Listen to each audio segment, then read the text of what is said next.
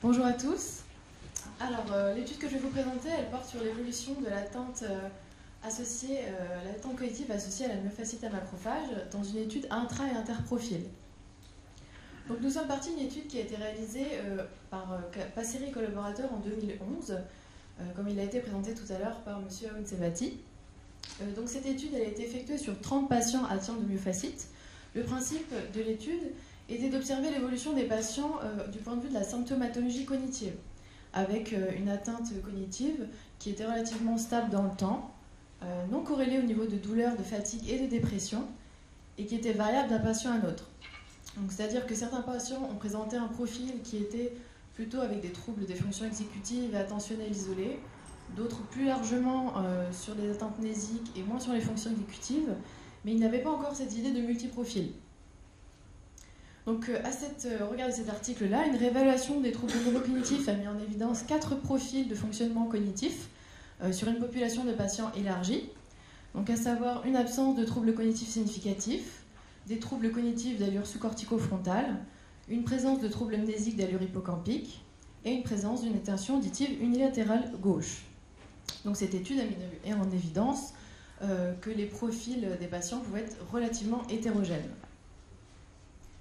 L'idée maintenant, ça a été d'observer sur une étude longitudinale comment les patients évoluaient dans le temps à partir de ce phénotype un peu plus élargi, c'est-à-dire à la lumière des 4 profils cognitifs. Donc, à savoir, est-ce que tous les patients ils évoluaient de la même manière selon les profils, et est-ce que les patients évoluaient différemment, est-ce que les groupes évoluaient différemment entre eux?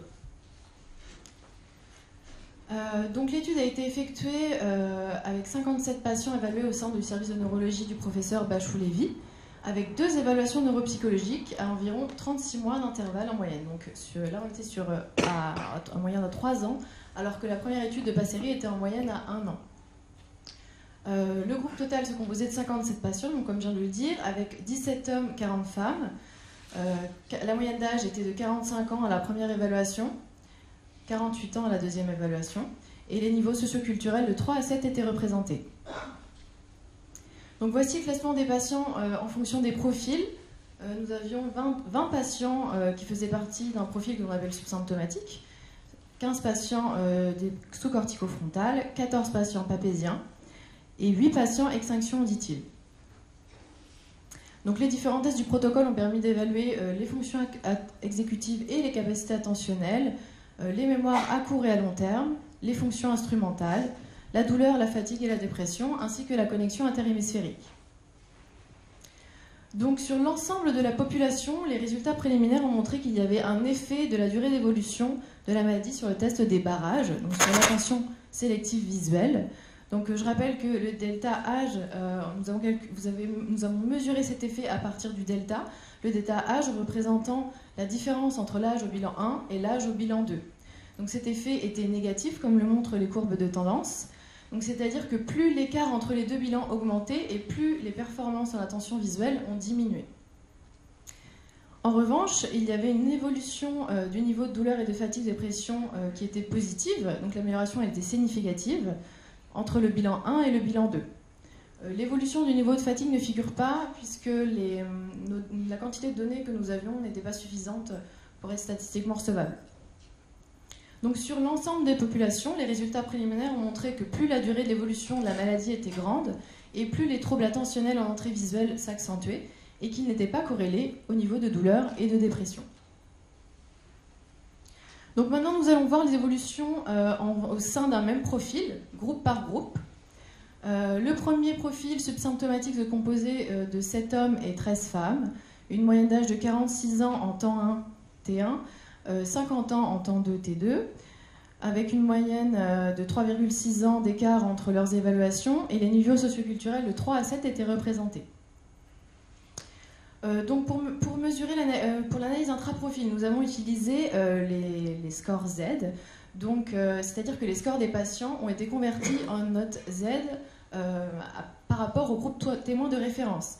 Cela permet en fait de situer la performance d'un individu avec des individus en fait, du même âge et du même niveau socioculturel.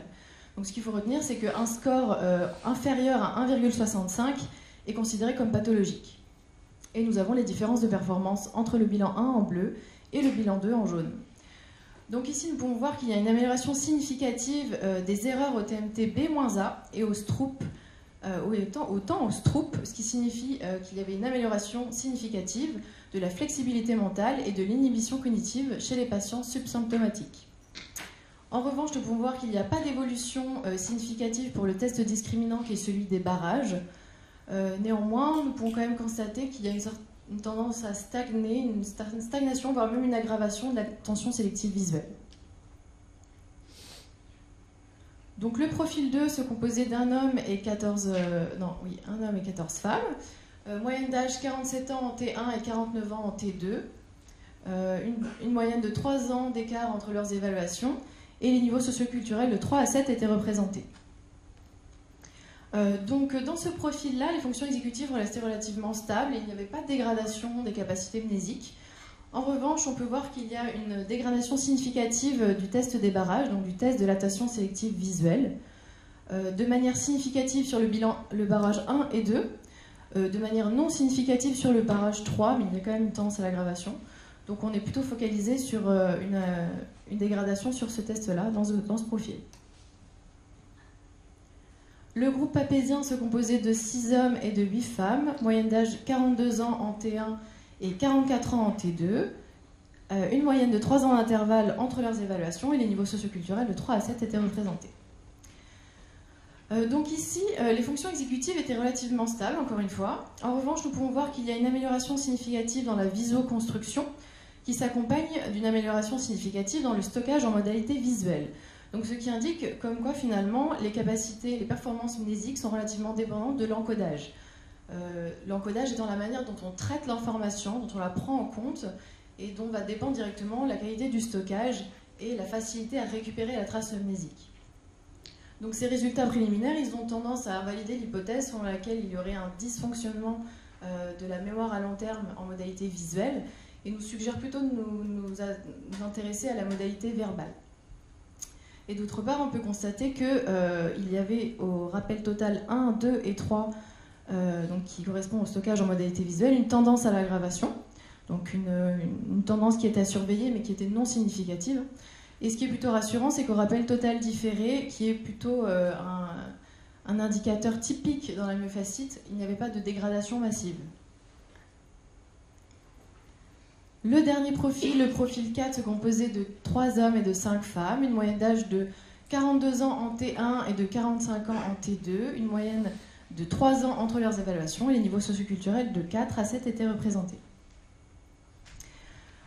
Donc dans ce profil-là, nous pouvons voir qu'il y a une dégradation significative du rappel immédiat du RLRI16 qui correspond aux phases de mise en mémoire précoce des informations en modalité visuelle, donc dans la mémoire à long terme en modalité verbale, qui s'accompagne également d'une tendance à la dégradation au niveau des rappels total 1, 2 et 3 et du rappel total différé, non significatif, mais tout de même on peut constater une tendance à l'aggravation. Et au niveau du test discriminant de l'écoute dichotique, donc il y a une tendance à l'aggravation sur les mots et les phrases en oreille gauche. Ce résultat, qui était non significatif, peut être éventuellement dû à la taille de l'échantillon, mais tout de même, on peut constater une tendance à l'aggravation des capacités d'écoute dichotique. Donc au final, de ce que nous avons vu dans les analyses intraprofils, c'est qu'il n'y a pas de glissement de profil, c'est-à-dire qu'il n'y a pas de passage d'un profil à un autre. Les sous-corticaux frontaux ne vont pas avoir tendance à se dégrader en mémoire, et les papésiens, par exemple, ne vont pas avoir tendance à avoir un début d'extinction auditive. En revanche, il y avait tout de même des tendances à l'aggravation dans certains profils, notamment chez les sous-corticaux frontaux en attention sélective visuelle, et chez les extinctions auditives, dans la mise en mémoire précoce des informations en mémoire verbale, en modalité verbale, pardon, et dans l'écoute dichotique en oreille gauche, bien que non significatif, et que ces évolutions-là n'étaient pas corrélées au niveau de douleur et de dépression. Donc maintenant, nous allons voir s'il y a eu des différences d'évolution entre les profils. Donc pour cela, nous avons utilisé les deltas. Donc je rappelle que les deltas, c'est la différence des performances entre le bilan 1 et le bilan 2, à savoir qu'un delta positif signifie une amélioration et un delta négatif, une dégradation des performances. Donc commençons par les subsymptomatiques. Donc comparé aux sous-corticofrontaux, nous pouvons voir que les sous-corticofrontaux ont tendance à évoluer moins bien dans le temps, comparé aux subsymptomatiques sur l'attention sélective visuelle, comme vous pouvez le voir en vert. Si on les compare aux papésiens, les subsymptomatiques ont tendance à évoluer mieux dans le temps sur l'inhibition cognitive, comparé aux papésiens. Et comparé aux extinctions auditives, donc en ce qui concerne la flexibilité mentale et l'inhibition, qui sont des fonctions exécutives, les extinctions auditives évoluent moins bien dans le temps, et également sur le rappel immédiat du RLRI-16 qui correspond aux phases précoces de mise en mémoire dans la modalité verbale.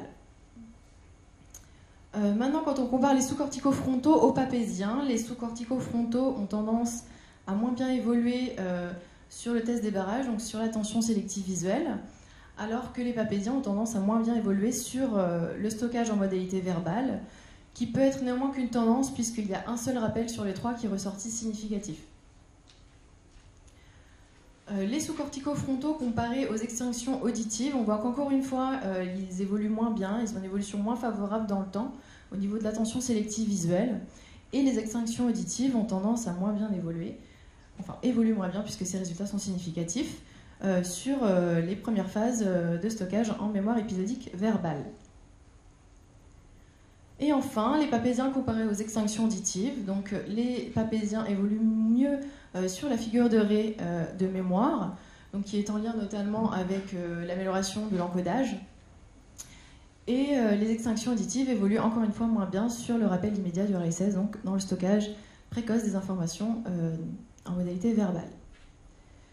Donc finalement, il y a quand même des différences d'évolution entre les groupes, et notamment dans le profil sous-cortico-frontal, on va voir qu'il y a une évolution qui va être moins bonne dans le temps sur l'attention sélective visuelle par rapport à tous les autres groupes. Et chez le profil extinction auditive, il y a une moins bonne évolution de la mise en mémoire précoce des informations en modalité verbale par rapport à tous les autres groupes également. Donc pour conclure, finalement, dans cette étude, nous avons pu voir que les résultats préliminaires ont montré qu'il y avait une relative stabilité des fonctions exécutives, mais que pour d'autres, ça présentait des éléments d'instabilité, notamment concernant l'attention sélective visuelle, que ce soit sur la population totale, ou alors plus spécifiquement chez les subsymptomatiques et les sous-corticofrontaux. Les capacités de mise en mémoire précoce en modalité verbale et d'écoute dichotique chez les extinctions auditives présentent également des éléments d'instabilité, et il y a une tendance à l'aggravation en mémoire épisodique pour les papésiens et les extinctions auditives. Donc pour rappel, que ce soit sur la population totale ou groupe par groupe, il n'y avait pas de corrélation entre ces performances cognitives et le niveau de douleur et de dépression. Donc finalement, le réel apport de cette étude, c'est que lorsqu'on étudie les troubles profil par profil de manière plus focale, on se rend compte que ce n'est pas si stable et qu'il y aurait un effet de la durée d'évolution de la maladie sur ces fonctions-là. Merci de votre attention.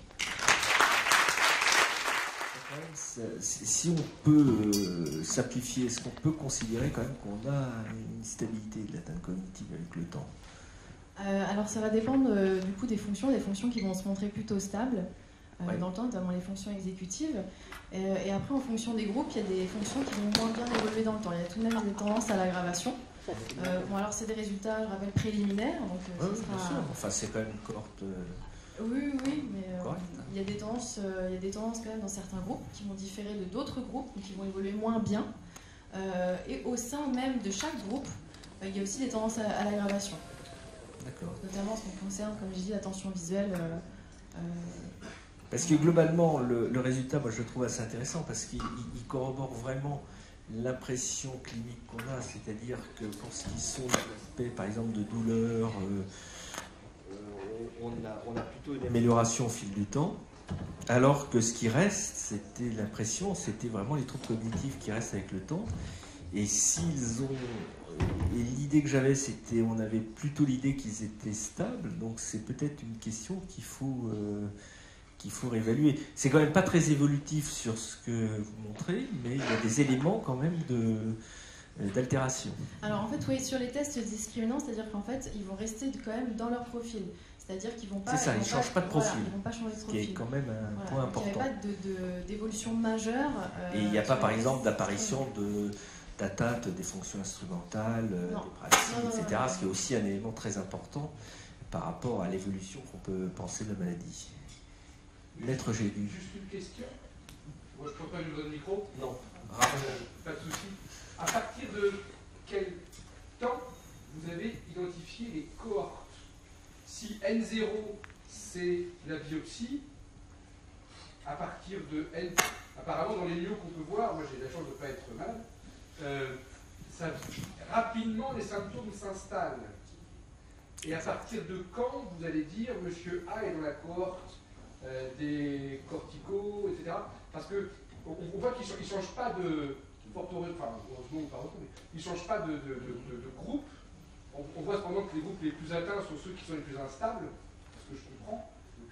Non, pas forcément. Non, pas forcément. Non. Et en tout cas, à partir de quand on intègre, enfin, comment vous déterminez, voilà, je suis en 2011 et que j'ai déterminé tel groupe et dans tel cohorte. Je vais laisser monsieur Mtsebatir vous répondre à cette question. J'aurais pas fait le sou. Ouais, c'est. Voilà. Je suis pas de souci. Pour le coup, c'est moi qui les ai inclus. Non.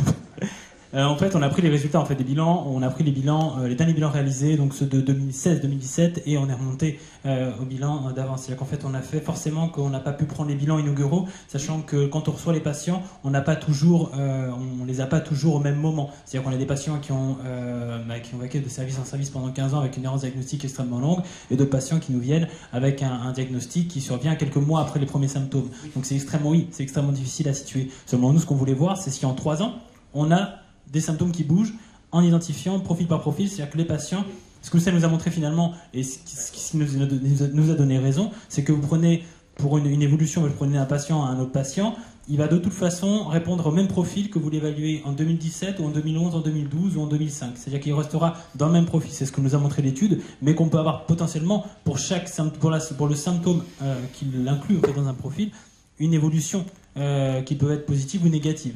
Mais donc notamment avec les papésiens, quand on a évolué un peu négativement sur les fonctions, sur les mémoires, ou encore les extinctions évoluent négativement sur l'écoute dichotique. Mais ce qu'on voit, c'est qu'ils évoluent négativement, positivement sur leurs symptômes, sur les symptômes discriminants en fait. Mais il n'y a pas de symptômes surajoutés, il n'y a pas de nouveaux qui arrivent. Donc de nouveaux qui les font glisser de profil à profil, d'un profil 3 par exemple à un profil 4, ce qu'on pouvait suspecter éventuellement, parce qu'il y a quand même pas mal de similitudes, mais il n'y a pas de glissement significativement objectif en tout cas.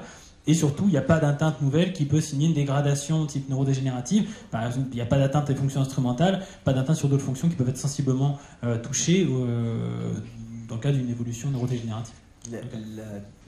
La difficulté qu'on a évidemment, pour répondre aussi à votre question, c'est que les patients sont évalués à partir du moment où on a fait un diagnostic et qui sont référés schématiquement à Mondor. C'est-à-dire que on a ce... Oui, bien sûr, c'est une vraie difficulté, c'est qu'on n'a pas l'intériorité et on n'a pas les phases initiales. Mais je dirais que c'est...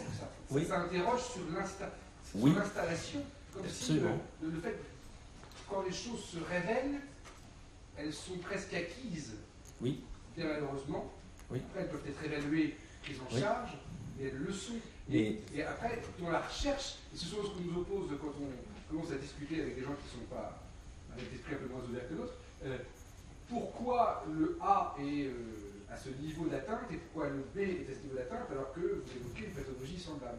Donc vos travaux, ils sont, mademoiselle, pardon, et monsieur, voilà, ils sont essentiels parce que ça permet de créer une cohorte à peu près uniforme, objectée dans même pathologie. Et ça, c'est techniquement, et je parle évidemment médicalement, mais je parle des rapports avec la Sécu et tout ça, enfin, d'avoir une étiquette qui peut éviter de se battre pendant des années. Ça, c'est insupportable.